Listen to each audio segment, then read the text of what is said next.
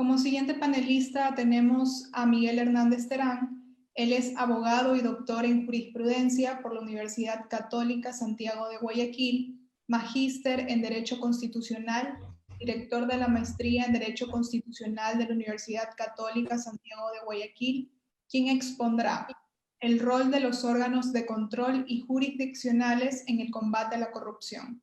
Agradecemos al doctor Miguel Hernández. Buenas tardes, muchas gracias. Entiendo que sí me ven y me escuchan, ¿sí? Ok. Bueno, gracias por la invitación. Voy efectivamente a referirme al tema de los órganos de control en su lucha contra la corrupción. Y quiero empezar diciendo lo siguiente.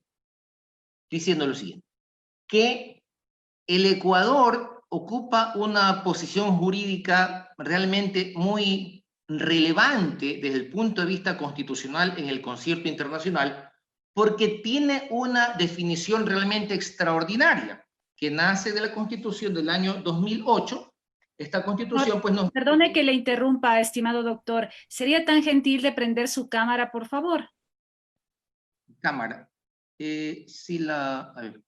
Ya, perfecto. Muy amable. Gracias, doctor. Les decía, damas y caballeros, que el Ecuador tiene una definición realmente extraordinaria, que es la de ser un Estado constitucional de derechos y de justicia. Y esta calificación no es una cuestión solamente enunciativa, sino que tiene una serie de manifestaciones importantes, extraordinarias, diría yo. El Ecuador, al ser un Estado constitucional de derechos y de justicia, es un Estado en el cual la protección y garantía de los derechos ocupa un papel estelar, central, ocupa la centralidad, como dice la teoría, en el rol del Estado. Pues yo siempre digo, si hubiera que definir en una línea cuál es el rol del Estado, la respuesta es la protección y la garantía de los derechos. Y entonces, ¿cuál es una de las consecuencias más importantes de haber definido esta calificación de Estado constitucional de derechos y de justicia? El papel extraordinario también de la Corte Constitucional como generadora de jurisprudencia, que es una fuente primaria del derecho. Es decir, en este Estado constitucional de derechos y de justicia, las decisiones de la Corte Constitucional son fuente primaria del derecho. Esto significa que el sistema de fuentes del derecho en el Ecuador ha cambiado y que si bien la jurisprudencia constitucional no está en la Constitución definida en un rango específico, esa propia jurisprudencia ha definido su papel de privilegio, su relevancia, su trascendencia frente al ordenamiento jurídico. E inclusive, alguna sentencia dice que las decisiones en la Corte Constitucional ocupan el mismo andarivel jurídico que la propia Constitución de la República. ¿Por qué es esto importante?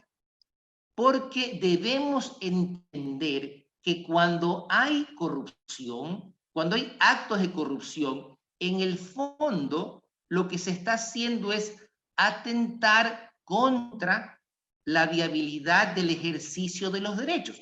¿Cuáles son los derechos que se afectan con el acto de corrupción?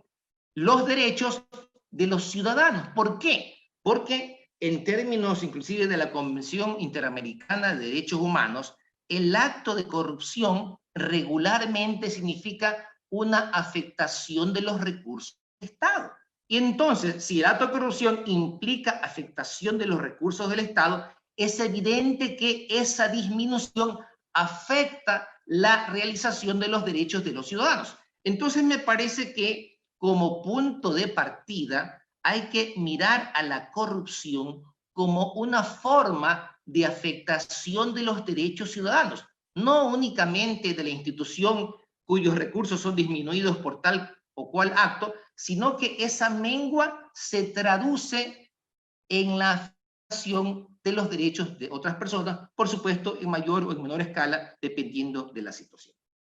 Y entonces, este rol tan importante del Estado en su protección y garantía de los derechos acompañado de este rol también tan relevante de la Corte Constitucional de generar fuente primaria del derecho, exige especialmente que haya sentencias de calidad en esa Corte, en cualquiera que sea Corte Constitucional, porque de esas definiciones, de la ratio decidendi, como decimos los abogados, va a depender en gran medida las orientaciones, los conceptos rectores que deben recoger las instituciones del Estado en sus respectivos campos de aplicación. Es decir, resulta ser entonces que el trabajo de la Corte Constitucional en el marco de este Estado constitucional de derechos y de justicia tiene una posición muy importante en la lucha contra la corrupción y en general en el quehacer de las instituciones del Estado, porque marca el camino, el sendero, marca los conceptos rectores que deben aplicarse, entre otros terrenos, para combatir la corrupción.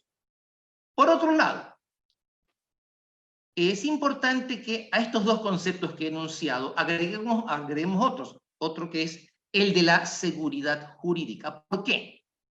Entendemos todos que la seguridad jurídica se traduce en un elemento de confianza respecto de la aplicación efectiva del ordenamiento jurídico. Es decir, la seguridad jurídica es sinónimo de respeto al derecho y a los derechos de los ciudadanos.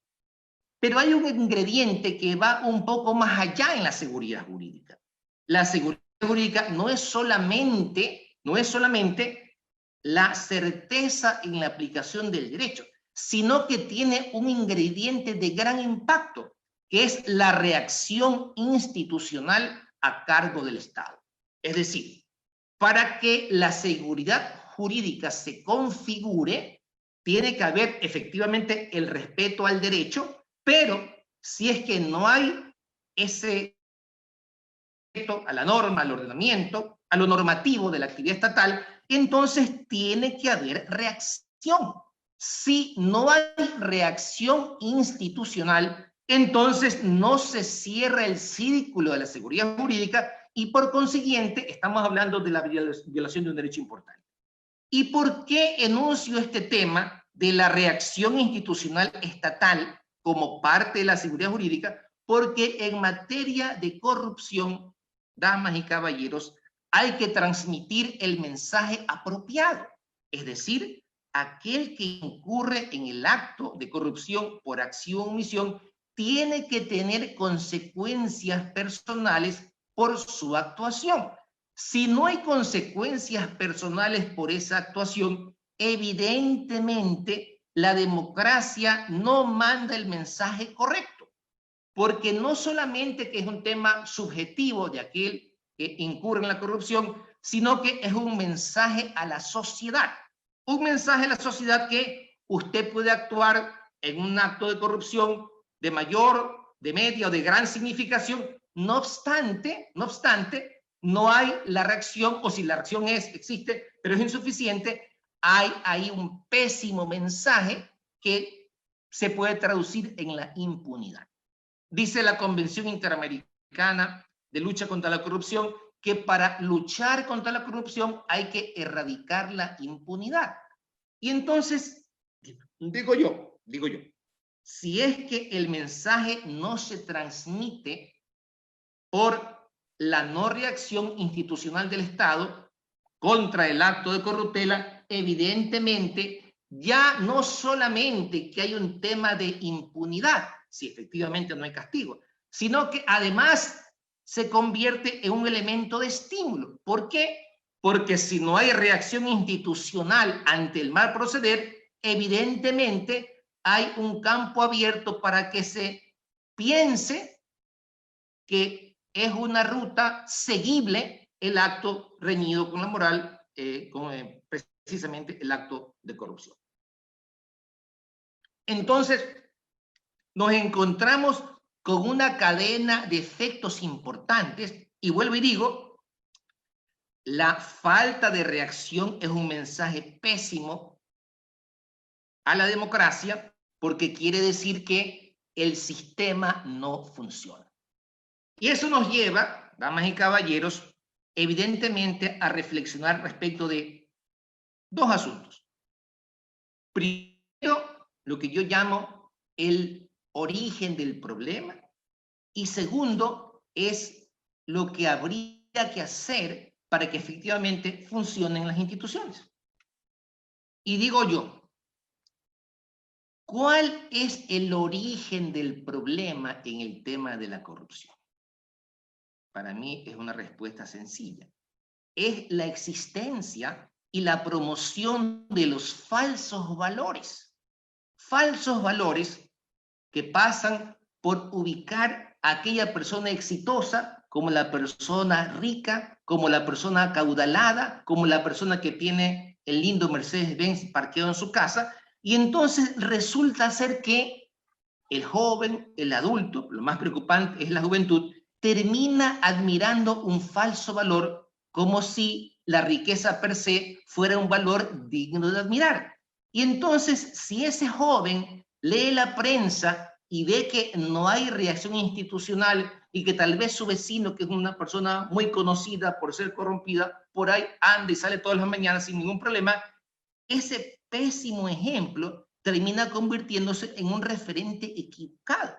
Y entonces todo es una cadena. Hoy por hoy, las personas exhiben sus comodidades, exhiben sus riquezas, exhiben sus bienes, ¿verdad? Y con el mundo de la tecnología todo se ve, todo se transmite, y entonces es fácil caer en la confusión y perder el sentido de los valores. Y en realidad, entonces, ¿cuál es el origen del problema? La falta de valores. ¿Y cuál es la solución? Inculcar los valores desde la niñez, pasando por la juventud, con un gran énfasis en el caso de la juventud. Y entonces, ¿qué creo yo? Y yo déjenme decirles que al final de esta intervención mía, yo he terminado hoy día un proyecto de ley para institucionalizar las materias de moral y cívica y educación contra la corrupción a nivel primario y a nivel del bachillerato unificado. Yo he escrito un par de proyectos que están en la Asamblea y voy a gestionar, si es que lo adopta algún movimiento para este noble propósito. Es difícil no converger en la necesidad de que se instaure moral y cívica, o que se vuelva a dar, porque antes existía, a nivel de educación primaria y secundaria, y también una materia importante de educación contra la corrupción, porque me parece que ahí hay que arrancar estableciendo y cimentando los valores a nivel educativo. Obviamente, el origen más atrás está en lo que inculque la familia, pero hay muchas horas que pasan los estudiantes en la escuela, en el colegio, y me parece que ese es un muy buen elemento de impulso y consolidación de la idea de los valores. Sin los valores, la pelea está perdida, porque vuelvo y digo, hay falsos valores, se admira lo equivocado y entonces lo correcto se diluye y lo incorrecto se posiciona, y eso realmente es un problema para la sociedad y por supuesto para la democracia.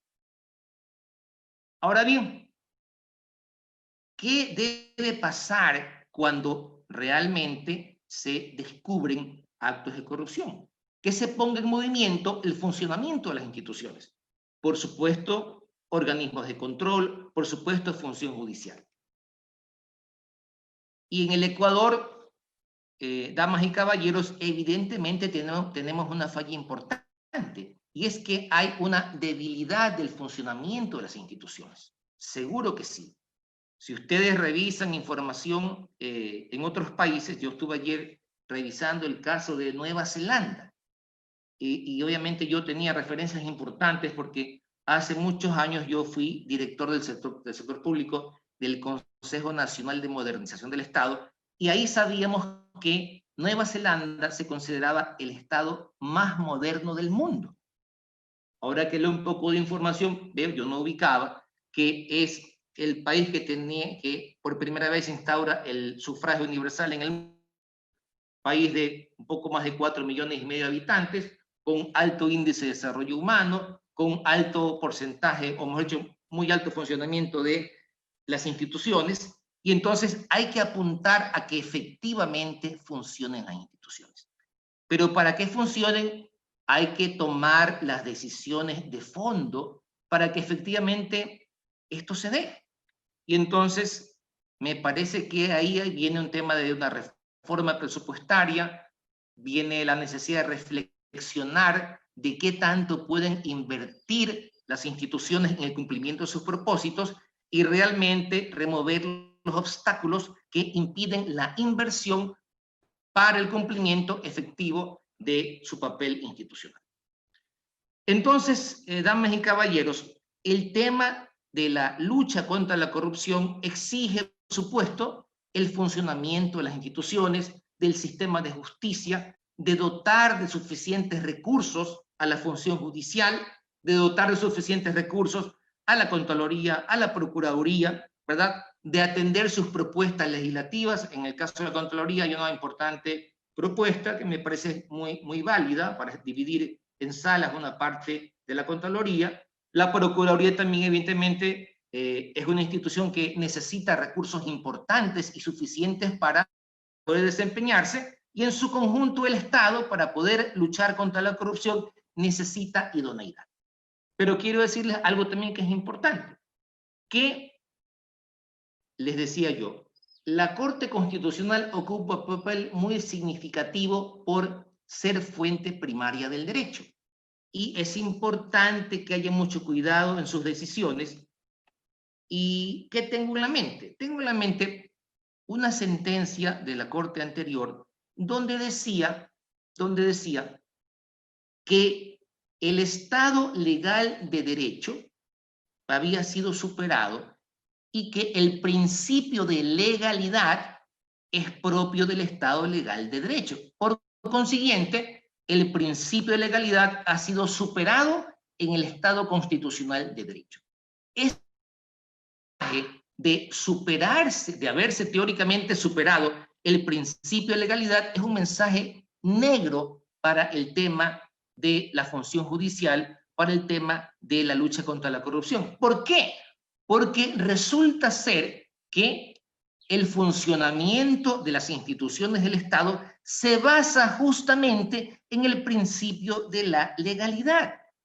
¿Cuál es la fuente de las competencias públicas, de los organismos de control, de cualquier entidad pública? El principio de legalidad, que es una garantía, porque evidentemente si la ley no habilita el funcionamiento, no habilita el poder de actuar de la respectiva entidad, simplemente no puede actuar. Y es un muy mal mensaje también para la propia Asamblea Nacional y en su conjunto para el Estado constitucional de derechos de justicia, porque si usted afirma, como afirma una sentencia muy célebre, que el principio de legalidad es superado en el marco del Estado constitucional, quiere decir que tiene muy poca relevancia, y entonces lo que termina, o lo que es un sustento realmente importante, insustituible, porque es el piso de la actuación pública, termina debilitándose conceptualmente por un organismo que, insisto, tiene un poder extraordinario, como es la Corte Constitucional, en este marco constitucional del Estado de Derecho y de Justicia. Entonces, es importante que el país funcione, que las instituciones funcionen, cumpliendo cada una su papel correctamente. El servicio judicial, el servicio de la Corte Constitucional, la función ejecutiva, etcétera, porque el concepto del funcionamiento institucional a cargo del Estado no solamente es un tema de función judicial. Las instituciones en su conjunto tienen que operar y operar correctamente, porque ahí se encuentra una debilidad sumamente grave para la lucha contra la corrupción y, por supuesto, para el concepto del funcionamiento del Estado de Derecho. Y hay que actuar con criterio muy práctico. Les voy a poner ejemplos realmente muy prácticos. El Ecuador vivió durante muchos años, un sistema de contratación pública en el cual, para contratar válidamente, había que pedir el dictamen a la Contraloría General del Estado y a la Procuraduría General del Estado. ese sistema funcionó muy bien, funcionó muy bien. Evidentemente, la entidad pública actuaba tranquila si ya contaba con el dictamen favorable de la Contraloría y ya actuaba tranquilo con el dictamen favorable de la Procuraduría. Y además, para aquellos que decían que era muy demorado, eso es mentira. ¿Por qué? Porque además la ley decía que si en tanto tiempo no venía el dictamen, se entendía que el dictamen era favorable. Es decir, que en el fondo no había retardo en la firma de los contratos por esos dictámenes. Hasta que llegó el 4 de agosto del 2008 este nuevo sistema de contratación pública que eliminó los informes de Contraloría y Procuraduría y facilitó enormemente la contratación de emergencia, a tal punto que la ley vigente dice que en este sistema de contratación de emergencia se puede contratar con entidades extranjeras que no se hayan domiciliado y que las garantías se pueden entregar luego una vez firmado el contrato. Reflexión. ¿Es difícil regresar al sistema del dictamen previo? No, solamente hay que reformar la ley de la materia, la ley orgánica del Sistema Nacional de Contratación Pública, y restituir ese sistema que dio resultados. Dio resultados. También ocurría antes que, por ejemplo, el asesor jurídico de las entidades públicas tenía voto. Y entonces, sumen ustedes, si ya no había control previo y si ya el abogado de la entidad no tenía voto, evidentemente que es fácil caer en el devaneo y es más proclive que ocurra el acto de corrupción porque no hay control previo y tampoco hay voto de parte del asesor jurídico de la respectiva entidad del Estado. Entonces, en lo concreto, ¿cómo combatir esa facilidad? Retornando a un sistema que sí funcionó y funcionó bien. Funcionó bien. Y me temo que esa es una manera muy importante de atenuar grandemente este problema, porque ese sistema funcionó y hay que regresar y hay que buscar siempre lo que efectivamente da resultados. Me parece que esa es una asamblea, perdón, es un trabajo que tiene la asamblea y entiendo que hay proyectos de leyes que así lo plantean, restituir esos dictámenes.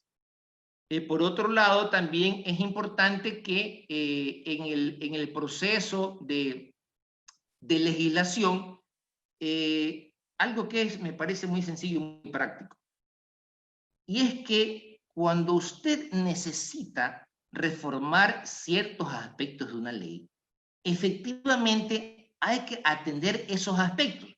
¿Por qué hago énfasis en esto? Porque regularmente decís, ya que ha llegado este proyecto, aprovechemos para hacer una reforma integral a la ley XX. Y entonces hacer la reforma integral a la ley XX termina afectando lo que originalmente se necesitó. Y entonces se demora la reforma puntual y también se demora la reforma integral, y mientras ello ocurre, evidentemente, los problemas no se solucionan. Entonces me parece a mí que en este sentido se podría adoptar una política legislativa sumamente práctica y sin perjuicio de que en su momento llegue la reforma integral, realmente atender los aspectos específicos que son elementos importantes para combatir la corrupción. Y concreto, y digo, regresará al sistema del control previo de Contraloría y Procuraduría, sin perjuicio de las complementaciones que por supuesto pueda hacer en materia de contratación el Servicio Nacional de Contratación Pública. Pero se necesitan normas que tengan fijeza, que tengan un grado de estabilidad en el tiempo, y evidentemente ahí juega un papel muy importante la Asamblea legislando en este sentido para retornar a un sistema que me parece a mí que funcionó efectivamente.